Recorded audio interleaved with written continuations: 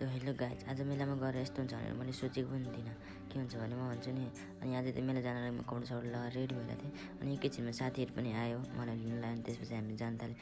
अनि एकछिन पछाडि हामी पनि मेला पुग्यौँ। त्यसपछि हेर्न सक्नुहुन्छ मेलामा यस्तो चाँजो त्यसपछि हामी गएर चाउमिन खाएर हेर्न सक्नुहुन्छ लाइटहरू।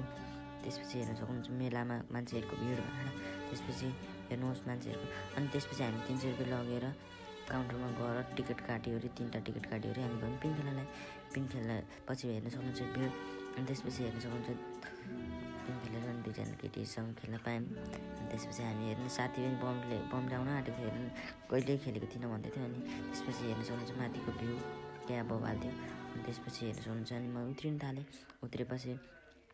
उत्रिन थालेँ फेरि त्यसपछि गयौँ नाउ खेल्नलाई।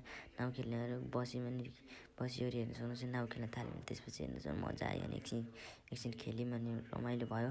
अनि त्यसपछि उत्रिन थाल्यौँ। अनि त्यसपछि घरतिर लाग्न थाल्यौँ। आजको लागि यति नै, थ्याङ्क यू, बाई।